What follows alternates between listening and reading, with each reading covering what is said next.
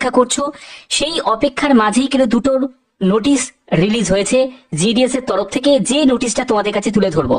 এখানে বলতে পারো যে তোমাদের একটা রিল্যাক্সেশন দেওয়া হয়েছে, এই রিল্যাক্সেশনের সুযোগটা তোমরা পাচ্ছ, প্রত্যেকে পাবে, ঠিক আছে। অর্থাৎ একটা জেনারেল প্রার্থী হোক, ওবিসি প্রার্থী হোক, এসসি হোক, এসটি হোক, যে ক্যাটাগরি থেকে হও না কেন, প্রত্যেকের জন্য একটা বড় সুযোগ দেওয়া হচ্ছে জিডিএস এর তরফ থেকে। এরকমই গুরুত্বপূর্ণ লেটেস্ট আপডেট সবার আগে পাওয়ার জন্য অবশ্যই চ্যানেলটাকে সাবস্ক্রাইব করে রাখবে, বেল আইকনটাকে অল করে রাখবে। আর একটা কথা তোমাদের বলে রাখি, তোমরা অবশ্যই কমেন্টে জানাবে যে তোমাদের মাধ্যমিকে কত পার্সেন্ট নাম্বার আছে এবং তোমাদের কাস্ট, কোন কাস্ট থেকে তুমি বিলং করো এবং কোন ডিভিশনে তুমি অ্যাপ্লাই করেছো, প্রত্যেকে কমেন্টে জানাবে। তো চলো একদম অফিসিয়াল নোটিশটা আমি ওপেন করে নিচ্ছি এবং প্রত্যেকটি তথ্য তোমাদের কাছে তুলে ধরছি। তো বন্ধুরা, আমি নোটিশটা ওপেন করে নিয়েছি। তোমরা অনেকে জিডিএস এ আবেদন করাকালীন অনেক ধরনের ভুলভ্রান্তি করেছো এবং তোমরা অনেকেই চিন্তার মধ্যে আছো যে স্যার আমার এই ভুল হয়ে গেছে, আমাদের কি ফাইনাল মেরিটে কি জায়গা পাবো না, বা আমাদের কি সিলেকশনের দোরগোড়ায় পৌঁছে কি আমাদের কি রিজেক্ট করে দেওয়া হবে। তো এইরকম কন্ডিশনের মধ্যে তোমরা অনেকেই আছো। তো সেই ব্যাপারে তোমাদের একটা বড় রিল্যাক্সেশন দেওয়া হয়েছে জিডিএস এর তরফ থেকে। দেখতেই পাচ্ছ, মিসম্যাচ ক্যান্ডিডেট নেম, ফাদার বা মাদার নেম বা এক্সেস্ট্রা, যদি কোনো মিসম্যাচ থাকে তাহলে সেক্ষেত্রে কি বলছে, not affecting the merit list, অর্থাৎ তোমাদের যে মেরিট প্রিপেয়ার হবে সেখানে কোনো এফেক্ট করবে না। যেমন দেখো, এক্সাম্পল ক্রিয়েট করেছে, ধরো তুমি অনলাইনে আবেদনের সময় তুমি টাইপ করেছো যে সুশীল গুপ্তা, কিন্তু তোমার অরিজিনাল ডকুমেন্টে আছে হচ্ছে সুশীল। তো সেক্ষেত্রে এই কন্ডিশনে তোমাদের কি হবে, এটা কিন্তু রিজেক্ট হবে না। তার জন্য তোমাদের একটি আন্ডারটেকিং ফর্ম ফিল আপ করতে হবে। এই আন্ডারটেকিং ফর্মটা কি দেখাচ্ছি, দেখো। তো এখানে দেখো, তোমাদের দুটো পরপর ফর্ম আছে। এই প্রথম ফর্মটা তোমাদের বলছি, এখানে কি দেখতে পাচ্ছ যে এটা হলো একটা আন্ডারটেকিং ফর্ম।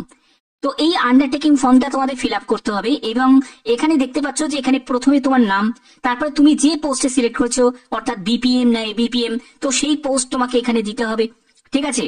তারপরে হচ্ছে তোমাদের এখানে যে নোটিফিকেশন ডেট, মানে যে ডেটে নোটিফিকেশনটা রিলিজ হয়েছে সেই ডেটটা এখানে মেনশন করা আছে। এবং এটা হচ্ছে কাস্ট সার্টিফিকেট। দেখো, তোমাদের যাদের কাস্ট সার্টিফিকেট নিয়ে একটা সমস্যা আছে, অনেকে কাস্ট সার্টিফিকেট তৈরি করে উঠতে পারোনি, যেহেতু ফর্ম ফিল আপের সময় তোমাদের সার্টিফিকেটটা লাগছে না, কিন্তু তুমি যখন ডিভিতে যাবে, ডকুমেন্ট ভেরিফিকেশন করাতে যাবে, তখন তো তোমাদের এই কাস্ট সার্টিফিকেটের প্রয়োজন আছে। তো সেই কাস্টের সার্টিফিকেট যদি তুমি বানিয়ে না রাখতে পারো, তাহলেও কিন্তু তোমাদের সুযোগ দেয়া হচ্ছে আবার নতুন করে যে 15 দিনের মধ্যে তুমি প্রফেশনাল এঙ্গেজমেন্ট, অর্থাৎ তোমার যে জয়নিং লেটার তুমি পাবে, তার 15 দিনের মধ্যে তোমাদের একটা সময় দেয়া হচ্ছে, যে এই সময়ের মধ্যে তুমি কাস্ট সার্টিফিকেট বানিয়ে তুমি সাবমিট করতে পারো। অর্থাৎ তোমাদের জন্য একটা বড় সুযোগ কিন্তু দেয়া হচ্ছে যে 15টা দিন তুমি এক্সট্রা সময় তুমি পেয়ে যাচ্ছ। অর্থাৎ তুমি ধরো ডিবিতে গেলে, সেখানে তুমি যদি মানে কাস্ট সার্টিফিকেট সাবমিট করতে না পারো, তাহলে ঘাবড়ানোর কিছু নেই। তোমাকে এই আন্ডারটেকিং ফর্মটা তোমাকে ফিল আপ করতে হবে এবং তোমাকে 15 দিনের সময়ের মধ্যে তোমাকে এই কাস্ট সার্টিফিকেটটা সাবমিট করতে হবে যে অথরিটি আছে তার কাছে, ঠিক আছে। এবার দেখো, তুমি যদি 15 দিনের মধ্যে যদি কাস্ট সার্টিফিকেটটা যদি সাবমিট করতে না পারো, তাহলে সেক্ষেত্রে কিন্তু তোমাদের রিজেক্ট করে দেওয়া হবে। অর্থাৎ এটা কিন্তু তোমাদের এখানে মেনশন করা আছে। এইবার চলে আসছে মিসম্যাচ কন্ডিশন। মিসম্যাচ কন্ডিশনের জন্য একটি ফর্ম আছে, সেটা আমি তোমাদের দেখাচ্ছি। এর পরবর্তী যে নোটিশটা, এটা হলো তোমাদের আরেকটি আন্ডারটেকিং ফর্ম। এই আন্ডারটেকিং ফর্মটা কিন্তু প্রত্যেকের জন্য খুব ইম্পর্টেন্ট। সেটা হলো তুমি যে কাজ থেকে বিলং করো না কেন, তুমি জেনারেল থেকে বিলং করো, এসসি, এসটি, ওবিসি, ইডব্লিউএস বা পিডব্লিউবিডি, প্রত্যেক প্রার্থীদের জন্য খুব গুরুত্বপূর্ণ। কারণ কি, তোমাদের জিডিএস এর তরফ থেকে একটা বড় সুযোগ দেওয়া হচ্ছে যে আবার তুমি নতুন করে তুমি কিছু পরিবর্তন করতে পারছো। এবং সেটা কখন পারবে, যখন তুমি ডকুমেন্ট ভেরিফিকেশনে যাবে। তোমাদের অনেকের মনের মধ্যে চিন্তা আছে যে স্যার আমার অরিজিনাল ডকুমেন্টের সাথে আমি যে ফর্ম ফিল আপ করেছি তার কোনো মিল নেই, কিছু জায়গা ভুল করে ফেলেছি। তো সেই সংশোধন করার জন্য তোমাদের আরেকটা সুযোগ কিন্তু তোমরা পাচ্ছ, সেটা ডকুমেন্ট ভেরিফিকেশনের টাইমে। কিন্তু তার জন্য তোমাদের কি করতে হবে, এই আন্ডারটেকিং ফর্মটা তোমাদের ফিল আপ করতে হবে, যেখানে তোমার নাম, তুমি যে পোস্টে সিলেক্ট করেছো সেই পোস্ট, তারপরে তোমার রেজিস্ট্রেশন নাম্বার, এগুলো তোমাদের ফিল আপ করতে হবে। এবং দেখো, এই যে ফর্মের এই জায়গাটা দেয়া হয়েছে যে অনলাইন রেজিস্ট্রেশনের সময় তুমি কি ভুলটা করেছো এবং অরিজিনাল ডকুমেন্টে কি জিনিসটা আছে সেটা তোমাকে এখানে লিখতে হবে। এর পরবর্তী যেটা বলা হচ্ছে, এর পরবর্তী হচ্ছে আই বলে তোমার এখানে নাম আসবে, তারপরে further declare that the above discrepancy in the online application is due to an inadvertent error. Inadvertent error মানে হচ্ছে ইচ্ছাকৃত তুমি কোনো ভুল করনি, অনিচ্ছাকৃত ভুল হয়ে গেছে, তো সেই ব্যাপারটা কিন্তু এখানে বলা হচ্ছে। তো অর্থাৎ তোমাদের স্পষ্ট কথা বলতে গেলে সুযোগ তোমাদের দেয়া হচ্ছে জিডিএস এর তরফ থেকে, একদম লেটেস্ট তোমাদের আপডেট প্রোভাইড করলাম।